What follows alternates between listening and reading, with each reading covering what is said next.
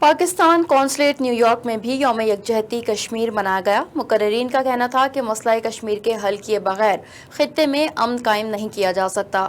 اقوام متحدہ اپنی قراردادوں پر عمل کروائے۔ یوم یکجہتی کشمیر پر نیو یارک میں پاکستانی قونصل خانے میں منعقدہ کشمیر کانفرنس کا انعقاد تلاوت کلام پاک سے کیا گیا۔ ان اللہ علیم خبیر۔ کشمیر کانفرنس میں پاکستانی امریکن اور کشمیری کمیونٹی کی مختلف شعبہ ہائے زندگی سے وابستہ افراد نے کثیر تعداد میں شرکت کی۔ شرکاء سے خطاب میں قونصل جنرل عامر احمد اتوزئی کا کہنا تھا کہ بھارت میں صرف مسلمان ہی نہیں، دیگر اقلیتوں کے لیے بھی زمین تنگ کر دی گئی ہے۔ مقبوضہ کشمیر کی صورتحال کسی سے ڈھکی چھپی نہیں، لیکن اس کے حل کے لیے عالمی برادری کو اپنا کردار ادا کرنا ہوگا۔ Everything is hostage to the adamant and illogical behavior of an attitude of India. But I believe the day has come because India has turned into its own enemy.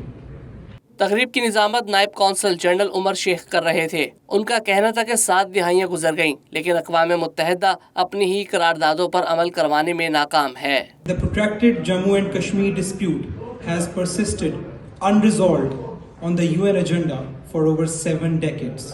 تقریب میں مقبوضہ کشمیر میں بھارتی تسلط اور ظلم و جبر کے واقعات پر مبنی ایک مختصر دستاویزی فلم بھی دکھائی گئی۔ اس موقع پر کشمیری رہنماؤں کا کہنا تھا کہ بھارت جتنا بھی ظلم و ستم کر لے، وہ ہم کشمیریوں کی ہمت، عزم اور حوصلے کو کمزور نہیں کر سکتا۔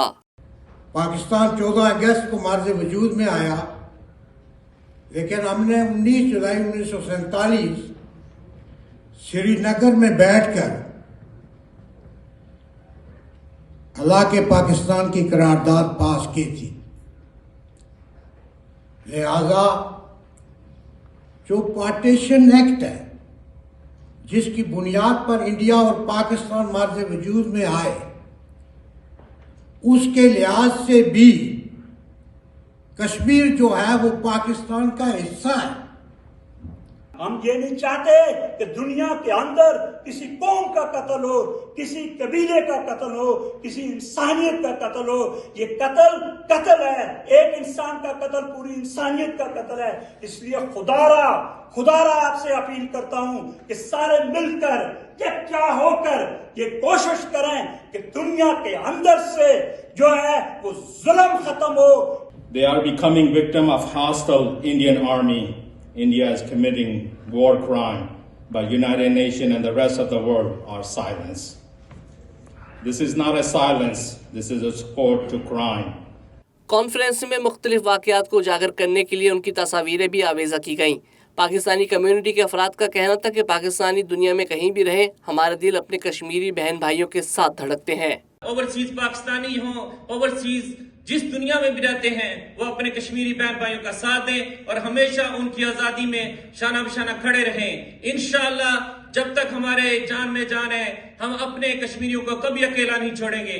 After the creation of India and Pakistan, when both countries wanted Kashmiris to decide and try to join them, it was India who went to United Nations in 1949 when there was a chance of war, that let's stop the war and we will give Kashmiris a right of self-determination. Conference کے شرکاء نے مطالبہ کیا کہ مسئلہ کشمیر حل کروانے کے لیے عالمی برادری اپنا کردار ادا کرے اور کشمیریوں کو اقوام متحدہ کی قراردادوں کے مطابق ان کا حق خود ارادیت دیا جائے۔